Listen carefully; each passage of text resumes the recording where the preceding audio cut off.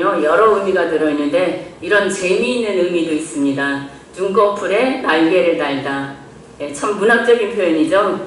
실제는 이 눈꺼풀이 얼마나 가볍습니까? 그런데 이 눈이 한번 감기기 시작하면요 얼마나 무거운지 이 눈꺼풀을 들어올릴 장사가 없다고 해요. 자, 그래서 새벽을 깨우기 위해서는 어떤 은혜가 필요하냐? 눈꺼풀에 날개가 달리는 은혜가 입혀져야 된다고 합니다. 여러분 이 시간도 그런 은혜가 임하기를 간절히 바랍니다.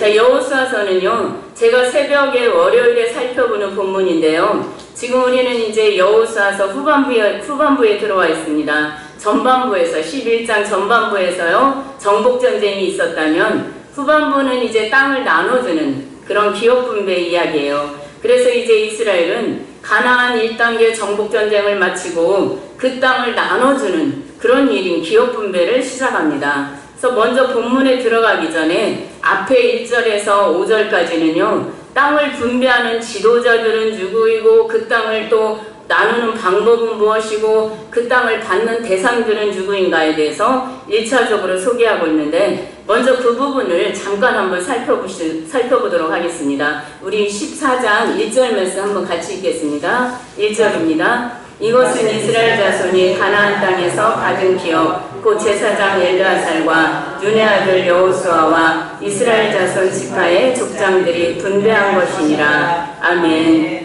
땅을 나누어줄 지도자들, 이 지도자들을 소개하는데 세 부류의 사람들이죠. 여호수아와 제사장 그리고 10지파의 대표들입니다. 자, 이렇게 전 민족적으로 각 지파에게 땅을 분배하는 일인데 이 역할이 얼마나 중요하겠습니까? 아주 중요한 역할이죠. 어떤 인간적인 사서로운 감정이 개입되어서는 안 되는 거죠. 그래서 오직 하나님의 뜻에 따라서 공정하고 명확하게 일을 해야 되기 때문에 아주 중요한 역할입니다. 자, 그런데 놀라운 것은요. 이 사람들의 12명의 이름까지도요. 이미 하나님께서 모세에게 민수기 34장 16절에서 29절에 보면요. 거기에 아주 정확하게 지명해서 다 일일이 명령해 놓으셨다는 거예요. 하나님의 세밀하심은요 정말 기가 막힐 정도입니다.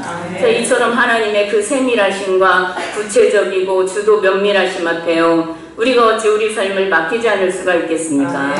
모든 것을요 하나에서 10까지 이 가나안의 상황을 미리 아셔서 미리 하나님이 계획하시고 주도적으로 이끌어 가시는 그 하나님께서 어찌 우리 삶을 계획하지 아니하시고 주도적으로 이끌어 가시지 아니하시겠느냐라는 겁니다. 자, 그러니 오늘도요 우리는 그저 그 하나님께 모든 것을 맡기고 오직 말씀대로 따라가는 그런 순종의 은혜만 있어야 될 줄 믿습니다. 자, 그런데 1절에 보면요 이름의 순서가 여호수아보다 누가 먼저 나와요? 1절 한번 보시게요. 1절 한번 다시 한번 읽습니다. 이것은 이스라엘 자손이 가나안 땅에서 받은 기업 곧 제사장 엘르아살과 눈의 아들 여호수아와 이스라엘 자손 지파의 족장들이 분배한 것이니라. 아멘. 이름의 순서가 바뀌었죠. 제사장 엘르아살이 이제 먼저 나옵니다. 항상 여호수아가 먼저 나왔어요.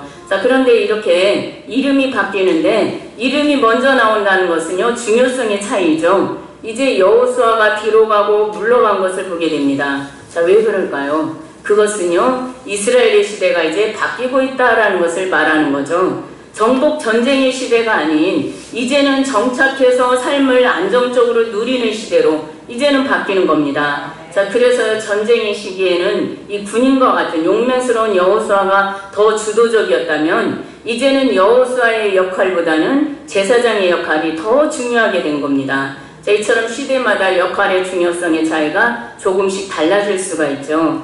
자, 이렇게 제사장 엘르아살과 여호수아와 그리고 10지파에서 각 대표들이 땅 분배 이 책임자들로 수고하게 돼요. 그런데 이들의 명단은 누가 정하셨다고요? 이미 누가 정하셨다고요? 하나님께서요. 하나님께서 일일이 이름의 명단을 주셨다는 사실을 우리가 기억해야 될 겁니다. 자, 이처럼요 누가 어떤 일에 합당한 인물인지를 우리 하나님은요 정확하게 하시고 미리 정하신 겁니다. 자, 이렇게 하나님은요 하나님의 나라를 위해서 그 일꾼들을 미리 예비하시는 것을 볼 수가 있습니다.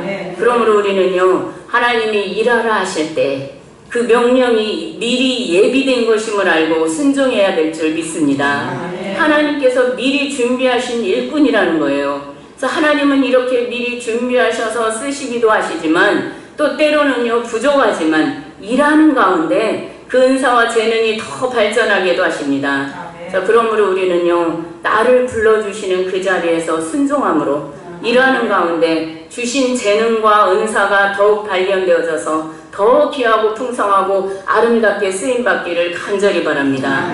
자, 두 번째는요 땅 분배하는 방법이에요. 우리 2절 한번 읽겠습니다. 여호와께서 모세에게 명령하신 대로 그들의 기업을 제비 뽑아 9지파와 반지파에게 주었으니. 아멘. 방법이 뭐예요? 제비 뽑기죠. 자, 이건 역시도요 민수기 26장 54절에서 56절에 보면은 하나님께서 미리 정하여 주신 방법이에요. 그러니까 이것까지도 미리 정해 주셨어요. 자, 그래서 제비뽑기는 모든 것을 하나님께서 하신다는 하나님의 주권을 인정하고 맡기는 방법입니다. 자, 세 번째는요 땅을 받는 대상인데요. 우리 3절에서 5절 한번 읽겠습니다. 이는 2지파와 반지파의 기업은 모세가 요단 저쪽에서 주었으며 레위 자손에게는 그들 가운데서 기업을 주지 아니하였으니 이는 요셉의 자손이 므낫세와 에브라임의 2지파가 되었음이라. 이 땅에서 레위 사람에게 아무 분깃도 주지 아니하고 다만 거주할 성읍들과 가축과 재산을 위한 목초지만 주었으니 이스라엘 자손이 여호와께서 모세에게 명령하신 것과 같이 행하여 그 땅을 나누었더라. 아멘.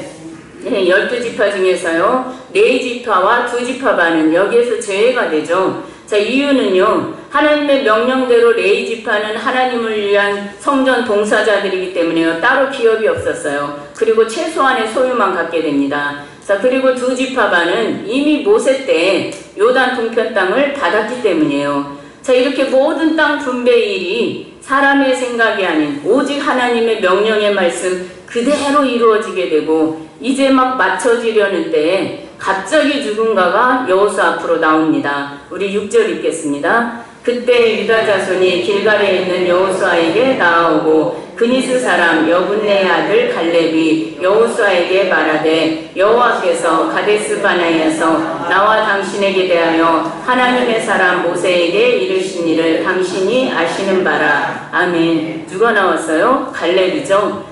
모세 시대의 12 정탐꾼 중 하나로 여호수아와 함께요 가나안 정탐을 하고 같이 믿음의 보고를 했던 갈렙입니다. 자, 그 갈렙이 여호수아 앞에 나오더니 느닷없이 45년 전의 이야기를 끄집어내요. 무슨 이야기입니까? 우리 7절에서 9절 읽겠습니다. 내 나이 40세에 여호와의 종 모세가 가데스 바네아에서 나를 보내어 이 땅을 정탐하게 하였으므로 내가 성실한 마음으로 그에게 보고하였고 나와 함께 올라갔던 내 형제들은 백성의 간담을 높게 하였으나 나는 내 하나님 여호와께 충성하였으므로 그날에 모세가 맹세하여 이르되 내가 내 하나님 여호와께 충성하였은즉 내 발로 밟는 땅은 영원히 너와 내 자손의 기업이 되리라 하였나이다. 아멘. 그러니까 갈렙이요 여호수아에게 말하기를 그때 나는 성실하게 보고를 했고 하나님께 충성했습니다. 그랬더니 그런 나에게 모세로부터 하나님의 약속이 주어졌는데 그것은 무엇인가 하면 내가 밟는 가나안 땅을 모두 다 내게 주리라. 아멘. 이와 같은 약속이었습니다. 그러니 이제 그 땅을 내게 주시옵소서, 내게 주소서라고 자신에게 달라는 겁니다. 지금 갈렙의 나이가 몇이에요? 우리 10절 읽겠습니다. 이제 보소서 여호와께서 이 말씀을 모세에게 이르신 때로부터 이스라엘이 광야에서 방황한 이 45년 동안을 여호와께서 말씀하신 대로 나를 생존하게 하셨나이다. 오늘 내가 85세로되. 아멘. 갈렙의 나이가 몇이에요? 85세죠. 자, 85세의 나이에도 불구하고요 이런 도전 정신을 가졌다는 것은 일단 대단한 거죠. 자, 그렇다면 갈렙의 이러한 신앙의 기상은 도대체 어디에 근거를 두고 있는 걸까요? 어떤 근거에서 이런 신앙의 기상이 나오는 걸까요? 자, 이것을 한번 확인하면서 우리에게 은혜가 되고 우리 신앙생활에 적용이 되기를 바랍니다.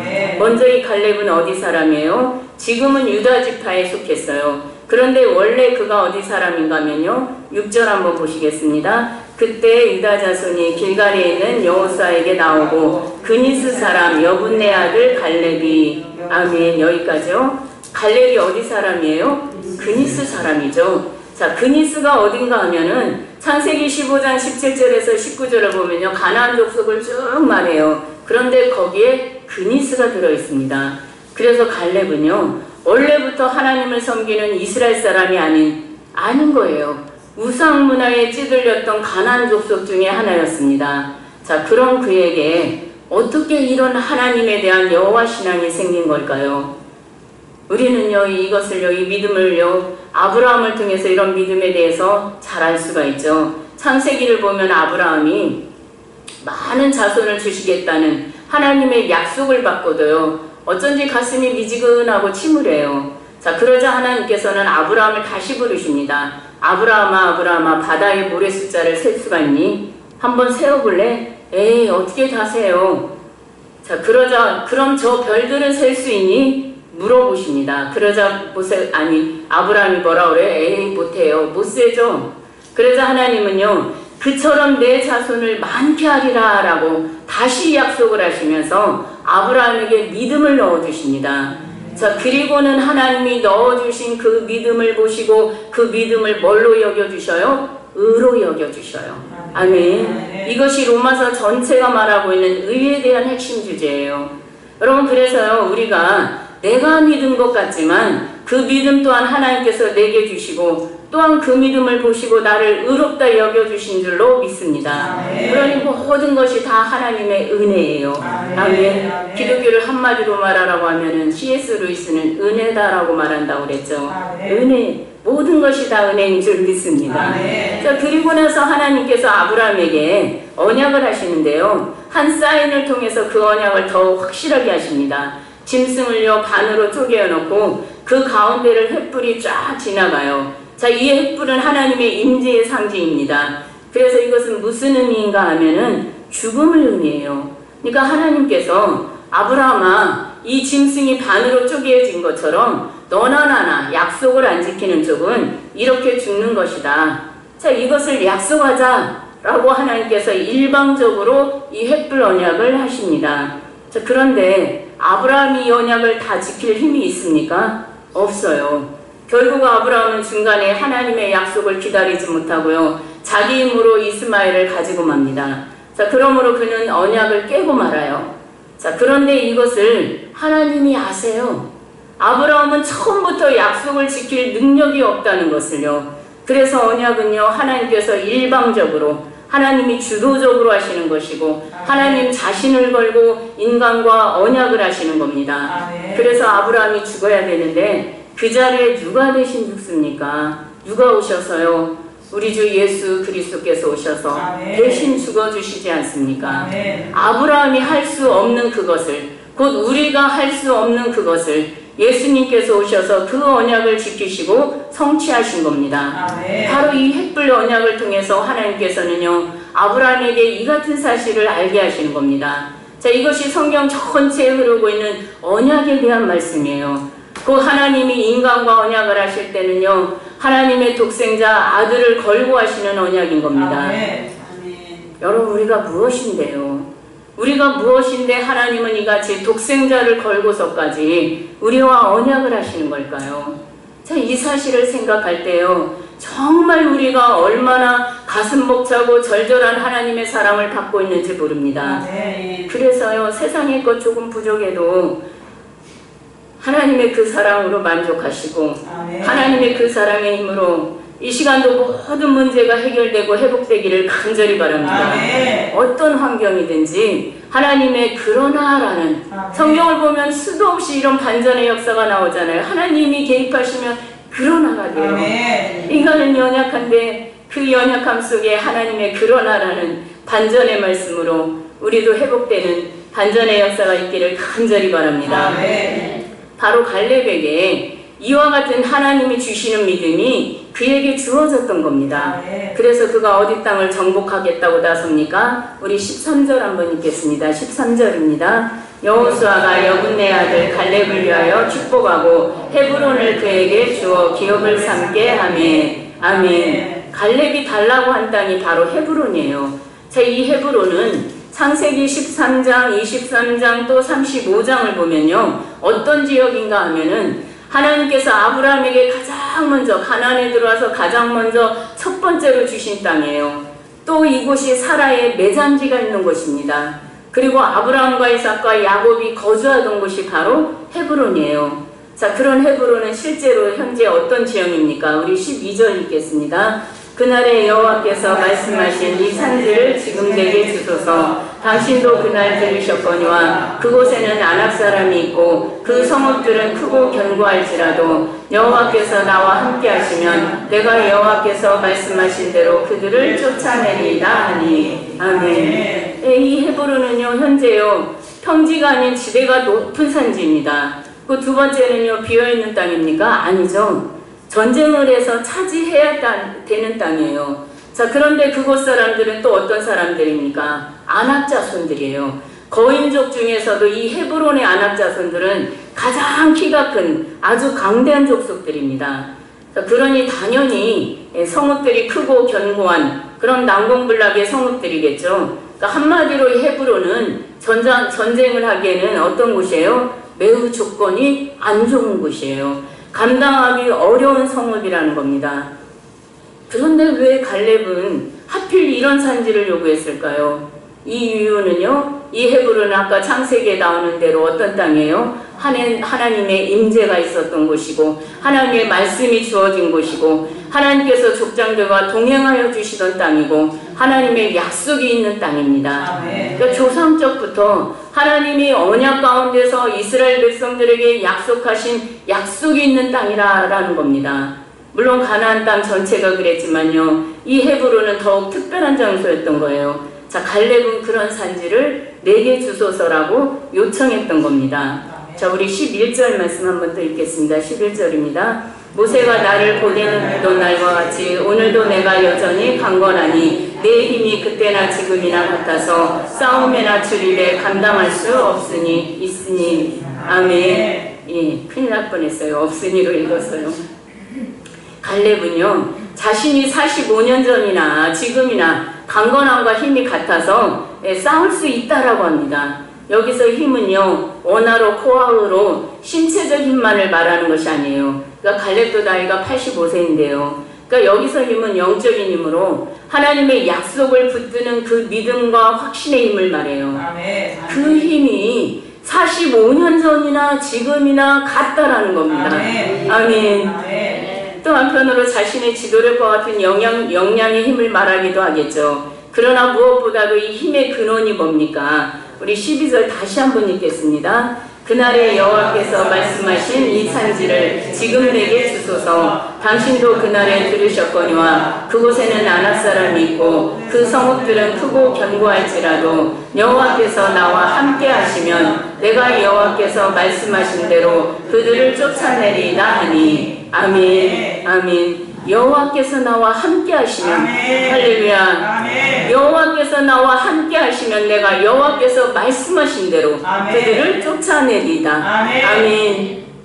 여호수아서 1장을 열면요, 하나님께서 두려워하는 여호수아를 찾아오셔서 내가 너와 함께 하리라. 내가 너를 떠나지 아니하며 내가 너를 버리지 아니하리라. 강하고 담대하라. 두려워하지 말고 놀라지 말라. 내가 어디로 가든지 내 하나님 여호와가 너와 함께 하느니라. 아멘. 제 이렇게 말씀하시면서요, 임마누엘을 약속해 주십니다. 그 하나님을 갈렙이 어찌 그 사실을 모르겠습니까? 그래서 갈렙의 주장이 이런 거 아니겠습니까? 여호수아, 당신에게 하나님께서 임마누엘 약속하셨죠. 그리고 그 약속대로 하나님께서는 7년간의 이 전쟁을 주관하시고 승리케 하셨습니다. 자, 그렇다면 나에게도 45년 전 내가 받는 모든 땅은 다 주시겠다고 약속하셨으니 그 약속대로 이 헤브론 전쟁에서도 나와 함께 하실 것이고, 그러니까 당신에게 함께 하셨던 하나님이 나와도 함께 하실 것이고, 그러므로 나는 아낙 자손일지라도 반드시 그들을 다 쫓아낼 것입니다. 이런 확신 가운데 지금 요청하는 거예요. 아멘. 그러니 이 산지를 내게 주소서라는 겁니다. 아멘. 아멘. 이 갈렙이 정말 뭘 기억하고 뭘 붙들었기에 이런 난공불락의 헤브론 같은 어려운 산지를 달라고 하는 겁니까? 그는요, 45년 전에, 자그마치 45년 전에 해주신 하나님의 약속의 말씀을 지금까지 45년 동안 붙들고 살아온 겁니다. 아멘. 그리고 그 말씀에 대한 불길이요, 그에게 믿음과 비전으로 타오르게 한 거예요. 아멘. 아멘. 우리 가슴 속에 과연 무엇이 있습니까? 우리는 날마다 무엇을 기억하며 살고 있습니까? 단순한 나의 의욕과 나의 열정이 아니라 오직 하나님의 약속의 말씀이 먼저 불붙어 있기를 간절히 바랍니다. 아멘. 근데 사실 이 약속을 하시고 이 약속을 성취하시는 분이 누구예요? 하나님이시죠. 아멘. 그러므로 갈렙이 자신이 약속을 붙들었더라면 어쩌면 중간에 놓칠 수도 있어요. 지금 그의 나이가 85세인데요. 약속을 놓칠 수 있는 현실입니다. 자, 그러므로 갈렙이 약속을 붙들 수 있었던 것은 하나님이 그 믿음을 주셨기 때문이기도 하지만요, 하나님의 언약의 말씀이 그를 붙들었기 때문인 줄 믿습니다. 아멘. 하나님의 언약에 갈렙이 붙들렸기 때문이에요. 아멘. 아멘. 이와 같은 역사가 우리 가운데 있기를 간절히 바랍니다. 아멘. 하나님의 말씀에 내가 확실하게 붙들렸기 때문에, 아멘. 그래서 정말 이 산지를 내게 주소서라고 요청할 수 있을 만한 그런 믿음이 우리 가운데 있기를 간절히 바랍니다. 아멘. 그래서 그가요 11절에 그렇게 당당히 말할 수 있었던 거예요. 내가 능히 감당할 수 있습니다. 아멘. 할렐루야. 아멘. 왜요? 하나님의 언약이 나를 붙들고 있고 아멘. 하나님께서 나와 함께 하실 것이기 때문입니다. 아멘. 아멘. 이 같은 믿음이 우리 가운데 이 밤에 있기를 간절히 바랍니다. 아멘. 바로 이거예요. 갈렙이 85세의 나이에도 불구하고요, 그 난공불락인 헤브론 산지를 내게 주소서라고 내가 감당할 수 있다라고 외쳤던 신앙의 근거는요, 바로 이것입니다. 그가 하나님의 약속의 말씀에 붙들림 받고 아멘. 하나님이 나와 함께 하신다라는 아멘. 그 믿음이 있었기 때문이에요. 아멘. 우리에게 이 같은 믿음이 있기를 간절히 바랍니다. 아멘. 그래서 히브리 문학에서는요, 청년을 단순히 나이가 젊다고만 청년이라고 하지 않는다 그래요. 어떤 사람을 청년이라고 부르냐면 하나님께서 택하시고 부르셔서 약속에 의한 사명이 있는 자. 아멘. 아멘. 그 가슴에 사명의 불길이 있는 사람. 아멘. 이런 사람을 나이에 관계없이 청년이라고 불러요. 아멘. 그래서 갈렙은요, 나이가 85세이지만 그의 신앙의 기상은요, 푸르고 푸른 청년인 겁니다. 아멘. 어느 국가 공동체에서 사람을 뽑는데요, 참 우리식으로는 이해가 안 될 수도 있는데 3순위가 있어요. 1순위는 능력은 있는데 의욕이 없는 사람, 2순위는 능력도 있고 의욕도 있는 사람, 3순위로 안 뽑아야 될 대상은 의욕만 있고 능력이 없는 사람이랍니다. 왜요? 의욕이 너무 앞서서 넘치는 것, 이것은 위험하기 때문입니다. 그래서 우리의 신앙의 요소 가운데요, 내 의욕이 중요한 것이 아니라 하나님의 소망, 하나님의 약속에 붙들리는 것, 이것이 중요해요. 그러니까 의욕 자체가 나쁜 건 아닌데 그 의욕이란 것이 과연 하나님의 약속과 말씀에 기반된 것이냐라는 거예요. 그렇지 않을 때 그것은요, 지극히 인간적인 의욕으로 위험할 수가 있는 겁니다. 갈렙의 신앙이요, 자신의 의욕으로 넘치는 도전 정신입니까? 아니죠. 그러면 땅에 대한 욕심입니까? 그도 아닙니다. 그러면 아무도 감히 도전하지 못하는 산지인지라 내가 할 수 있다라는 어떤 영웅심에서 그 산지를 요구했습니까? 아니죠. 우리 14절 말씀 읽겠습니다. 14절입니다. 헤브론이 그니스 사람 여분네 아들 갈렙의 기업이 되어 오늘까지 이르렀으니 이는 그가 이스라엘의 하나님 여호와를 온전히 쫓았습니다. 아멘. 아멘.